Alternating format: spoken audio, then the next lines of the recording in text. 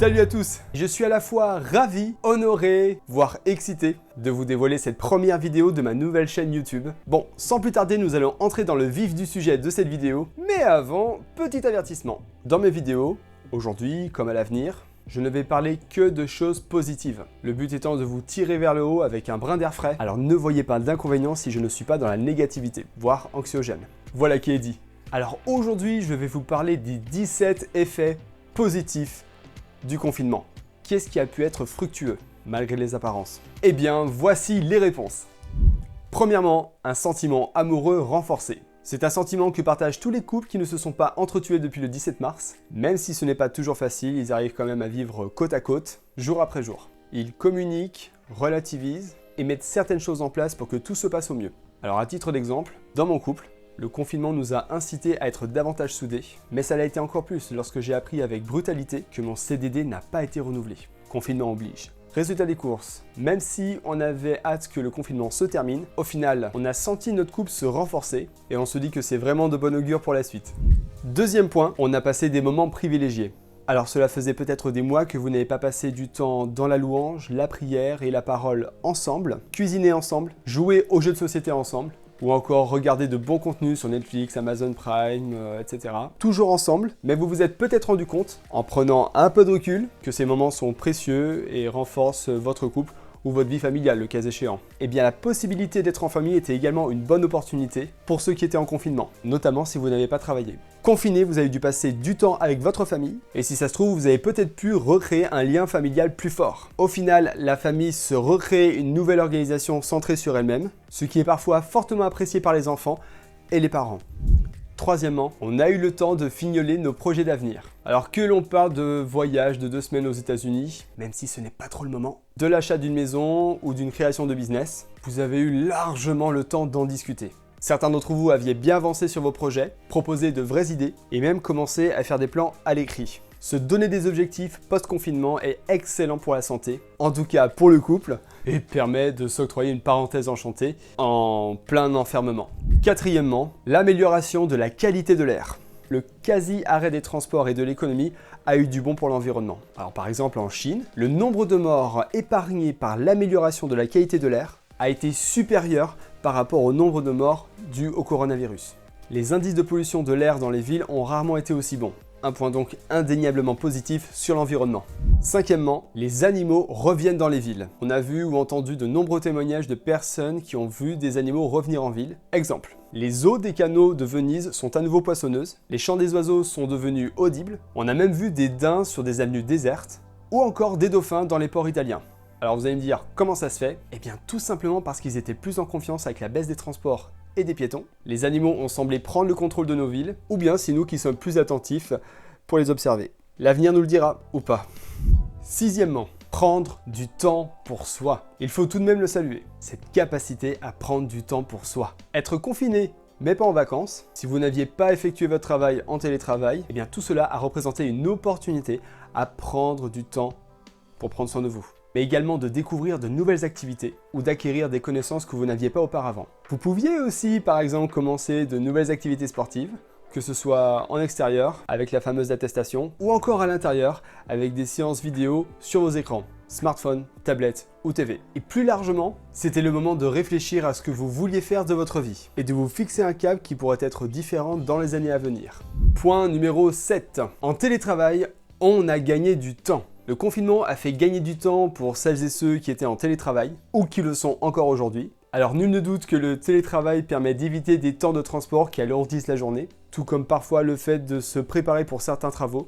Eh bien en télétravail, certains n'ont pas besoin de perdre du temps pour les apparences, même si ça reste tout de même pratique sur le long terme, pour rester dans un cadre à la fois professionnel et motivé. Et avec des horaires en moins, la fatigue est également moins forte. Huitième point, la diminution de la pollution sonore. De la même manière, la pollution sonore a fortement diminué pendant le confinement. Par exemple, pour celles et ceux qui vivent dans la capitale, vous aviez certainement dû avoir l'impression d'être en pleine période de vacances d'été, tellement que les bruits ont diminué. Et même sans tendre l'oreille, vous pouviez entendre les oiseaux chanter. Ce qui nous ramène au point numéro 4, la boucle est bouclée. Neuvième point, l'occasion en or de se renouveler. Et oui, la possibilité de nous renouveler était également au rendez-vous. comme une sorte de période transitoire. Vous avez pu prendre de nouvelles décisions durant cette période et décider de vous fixer de nouveaux objectifs, cette fois-ci personnels, un peu comme quand vous rentriez dans une nouvelle année à l'école. Vous pouvez décider de changer les choses et de vous comporter différemment dans le but d'améliorer votre quotidien. Point numéro 10. Le carburant est devenu moins cher. Avec l'inquiétude liée au coronavirus, les marchés se sont effondrés et avec eux, le prix de l'essence et du diesel à la pompe. Beaucoup ne pouvaient que constater le phénomène sans en profiter puisque nous devions rester confinés et ne pas nous déplacer. Tous les gens, dont les soignants, qui se sont rendus à leur travail en voiture, en bénéficiaient. Et c'était déjà ça. Point numéro 11. Il y a eu moins d'accidents sur la route. Et oui, en toute logique, il y a eu très peu d'accidents de la route. En termes de chiffres, on a connu une chute vertigineuse de 80% d'accidents de la route, à tel point que la compagnie d'assurance Maif a rendu 100 millions d'euros à ses assurés. Alors pour la petite parenthèse, rien à voir avec les accidents, on a même constaté qu'il y a eu moins de vols de sacs à l'arraché. Enfin, je parle des sacs à main, mais c'est un exemple comme parmi tant d'autres. Voilà, parenthèse fermée. Ce qui m'amène au point numéro 12, où, mécaniquement, la délinquance aussi était loin d'être épargnée. On est plus sur une baisse globale de 70%. Point numéro 13, la créativité était à l'honneur. Alors là, le moins que l'on puisse dire, c'est qu'on en a vu de toutes les couleurs. Alors d'un côté, on a des gens qui se sont donnés à cœur joie, comme des peintres, des écrivains, des graphistes, des illustrateurs, des comédiens ou encore des poètes. Mais ce n'est pas tout. Il y a une chaîne YouTube que j'apprécie très particulièrement qui s'appelle Créapils et qui a montré quelques exemples de personnes qui se sont occupées avec créativité pendant le confinement. Comme par exemple jouer au beach tennis depuis leur fenêtre, du haut de leur immeuble. Mais c'est très dangereux, ne faites pas ça chez vous. Jouer au fameux jeu de société toucher-couler avec une distance de plusieurs dizaines de mètres, chacun dans son bâtiment. Alors c'est beaucoup moins dangereux, mais c'est très dérangeant pour le voisinage. Un coach sportif entouré d'immeubles qui donne des cours de fitness à des gens aux balcons et fenêtres, une bataille de boules de neige chacun dans leur bâtiment, ou encore jouer au morpion avec son chat. Aujourd'hui, beaucoup de marques surfent sur la vague au travers de la publicité, surtout les marques de voitures qui cherchent à faire rêver d'évasion et de voyage aux consommateurs après 55 jours d'enfermement. Enfin bref, il y a des tas d'exemples qui me prendraient des jours et des jours à tous les énumérer, mais s'il y a bien une chose que tout le monde s'accorderait à dire, c'est que ça nous a fait du bien au moral. Point numéro 14. Une solidarité sans précédent. Beaucoup d'associations, ou même des entrepreneurs, ils ont choisi de mettre à contribution leur savoir-faire pour aider nos concitoyens qui sont dans le besoin. Alors je vais donner l'exemple de l'artiste JR qui a mobilisé une quarantaine de restaurateurs et une centaine de bénévoles pour offrir 3500 repas aux plus démunis à Paris. On a aussi des associations qui se sont connectées à des restaurateurs pour préparer des tonnes de repas en faveur du personnel soignant, en plus bien sûr de les applaudir tous les soirs à 20h, et ça s'est vu à travers tout le pays. Ou encore le patron de Blablacar, Frédéric Mazzella, qui a lancé l'application Blabla Help pour l'occasion. Alors le concept, c'est que ça met en lien des personnes souhaitant aider en faisant des courses de première nécessité, notamment pour les plus vulnérables par exemple. Point numéro 15.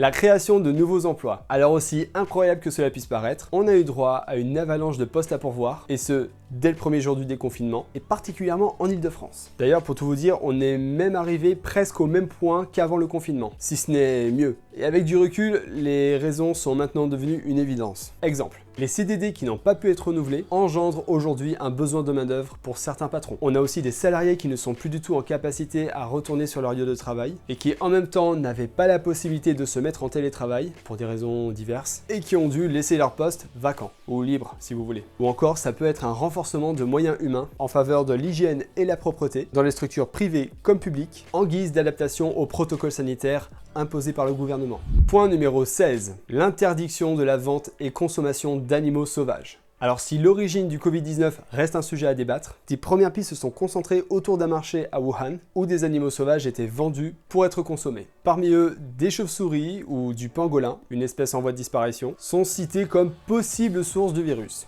Du coup, en février dernier, la Chine a par conséquent décidé d'interdire totalement et immédiatement la vente et consommation d'animaux sauvages. Un geste salué par les organisations environnementales. Des mesures déjà prises au début des années 2000, notamment lors de l'épidémie du SRAS, mais qui n'avait pas duré. Cette fois, l'interdiction est permanente, ce qui suscite l'espoir d'un arrêt complet de ce type de commerce. Point numéro 17. L'opportunité de changer le fonctionnement des organisations et de la société. Enfin, il s'agit surtout d'une période où cette opportunité peut devenir une chance. Les masques et les gestes barrières sont tellement bien entrés dans les mœurs, malgré quelques irréductibles réfractaires, je dis ça, je dis rien, qu'on est obligé de revoir notre façon de travailler, à l'image de beaucoup d'entreprises qui ont décidé de maintenir, au moins partiellement, leur personnel en télétravail pour une durée indéterminée. Alors déjà parce que ça coûte moins cher, pour certaines entreprises en tout cas, mais aussi aux salariés, notamment pour le coût du transport. On pollue beaucoup moins, on désature les réseaux de transport en commun, et pour couronner le tout, on gagne du temps. Exactement comme je l'ai dit au 7e point, et la boucle est à nouveau bouclée. D'ailleurs, le check du coude risque d'avoir un bel avenir devant lui, car je vois beaucoup trop de gens disant qu'ils vont cesser de faire la bise aux autres, et ce,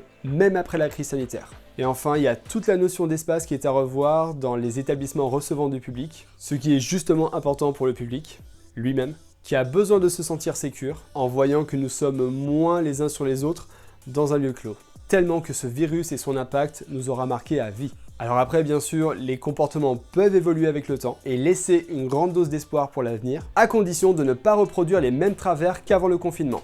Voilà pour les 17 points. Alors normalement, je suis censé m'arrêter à là, mais comme je suis très généreux, et ceux qui me connaissent bien savent de quoi je parle, je vais vous donner un petit point bonus. Et bien, ce petit point bonus consiste à dire que nous avons économisé beaucoup d'argent. Eh bien oui, en regardant attentivement pour la plupart d'entre nous, comme nous ne sortions plus, on a fait des dépenses uniquement en allant à l'essentiel. Pendant 55 jours, pas de cinéma, pas de resto, sauf peut-être pour les adeptes d'Uber Eats, suivez la flèche. Pas d'achat de vêtements, ni de matériel en tout genre, suspension des abonnements de salles de sport. Alors c'est vrai, ça fait beaucoup, mais ça nous aura permis de nous recentrer sur l'essentiel. Enfin, pour moi, c'était le cas. Voilà, c'est déjà la fin de cette vidéo. Alors c'était long peut-être, mais en tout cas, c'était important de bien détailler point par point. En tout cas, j'ai vraiment pris plaisir à faire cette vidéo. Et puis bien évidemment, abonnez-vous, cliquez sur la cloche afin que vous soyez prévenus des nouvelles vidéos. D'ici là, je vous revois pour une prochaine vidéo. J'ose espérer vous dire à très vite. Et surtout, n'oubliez pas une chose, souriez, vous êtes bénis.